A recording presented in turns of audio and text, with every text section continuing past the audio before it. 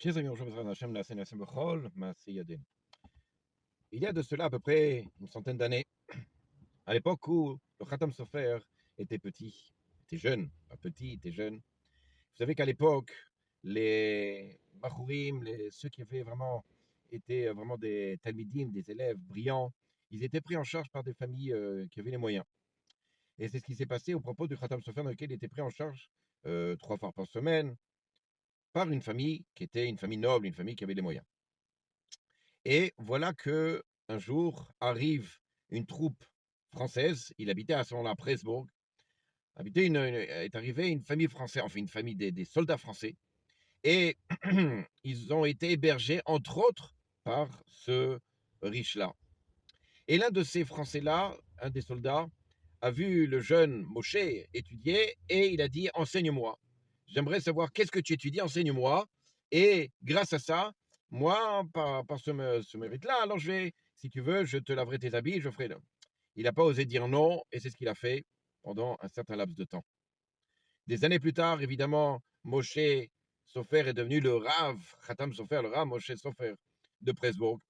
Seulement, à ce moment-là, il y avait un problème entre la Prusse et la France. Il y a eu une guerre, et ils ont attrapé le Khatam Sofer en tant que espion. Ils ont dit: c'est un espion, à la solde d'eux. Et donc, il devait être jugé et condamné à mort. Seulement, le juge qui était présent à ce moment-là voit le Khatam Sofer et lui demande de venir dans une pièce à côté. Et il lui dit: tu te rappelles de moi? J'étais le soldat qui a étudié avec toi. Je ferai tout pour te sauver. Et c'est comme ça que finalement, le Khatam Sofer a été sauvé de ce jugement évidemment faux. Et bon, Hachem, qu'est-ce qu'on apprend derrière?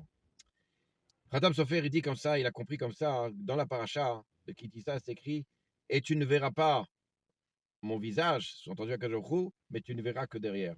C'est-à-dire qu'en fait, il explique le Khatam Sofer, c'est que parfois on a des événements tragiques, des événements difficiles. On n'est pas capable d'anticiper, de savoir ce qui va se passer.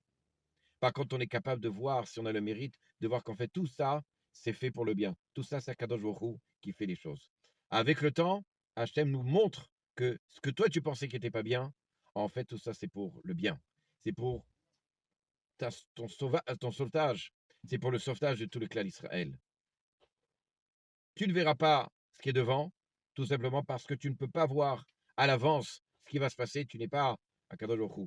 Par contre, tu auras le mérite de voir ce qui sera après.